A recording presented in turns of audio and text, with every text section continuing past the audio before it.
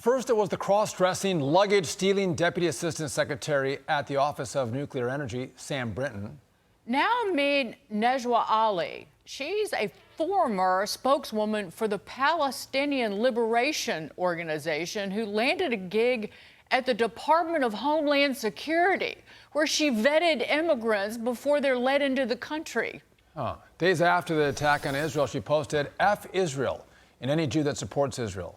She's now apparently been placed on administrative leave. So answer me this. Who in the Sam hell is vetting these people? Former Utah Congressman and Fox News contributor Jason Chaffetz joins us now to try and answer that question. Because if there's one, there are scores of these people. Jason.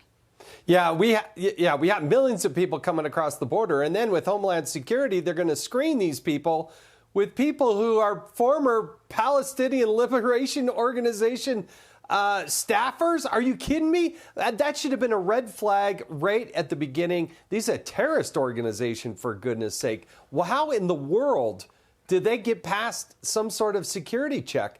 You know, when I was chairman of the Oversight Committee, we had jurisdiction on the Office of Personnel Management. We dealt with this all the time. They wouldn't look at public postings on social media. I said, it's public information. What do you mean you won't look at it? Oh, that should not be part of the consideration. I mean, this is what happens when you have too many people working and we're spending too much. We spend hundreds of billions of dollars on federal workers, and like 98% of them are Democrats. You know, Jason, and I was going to say, it makes sense that Joe Biden's administration could make a mistake, right? You could accidentally allow one of these people in your administration, and you're sorry for it, and you fire them, or you put them on administrative leave. The problem is you have a whole bunch of people who are allies and friends and apologizers for Iran and hate Israel.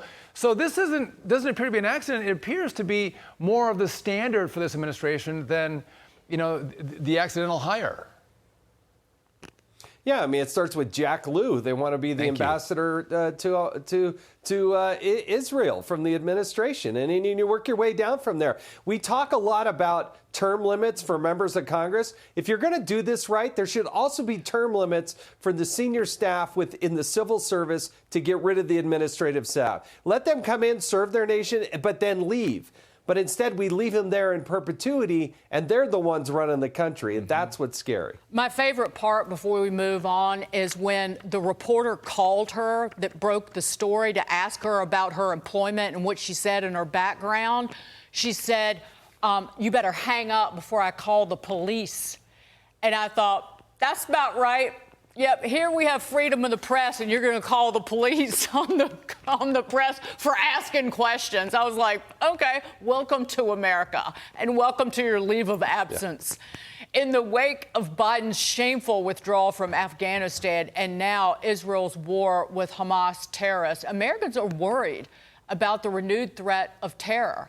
Just take a look at this Rasmussen survey. Half of American voters say that the threat of terrorism has gone up since Biden's inauguration, with 3/4, 75%, saying they fear a domestic terror attack since the Israel-Hamas war began. Only 4% say they're unconcerned about a new terrorist attack. Jason, it's what's happening over there, but it's the lack of protection here at home and that wide open border. Yeah, the wide open border, 4%. Think about how low that number is. 4% don't think there'll be some sort of terrorist attack. It seems like Homeland Security has taken their eye off the ball. They're not protecting the border. Last Friday, when they had that call for the day of jihad or whatever it was almost concealed carry permit day nationwide, because I think a lot of people thought more about carrying and packing on that day than just about any other day. And it doesn't have to be this way. This is a choice by the Biden-Harris administration. People are scared. They're scared about crime. They're scared about all the illegal immigration that's going on here. And then they see these terrorist events playing out across the world. And they know and feel like, gosh, that might just happen in my backyard as well. And we shouldn't be having to live like that in America. And you know what? If there's another horrible attack in this country, that will be an excuse for this administration, for the government to take more power, more freedom, and more liberty away from you. And sometimes I wonder, is that what they want? Jason Chaffetz, always a pleasure to see you. Former congressman from Utah and pretty nice guy himself. So thanks, Jason. Dagan, I'm going to earn your vote for president. I can't believe you wouldn't vote for me. Sean would, but you wouldn't? I can't believe it.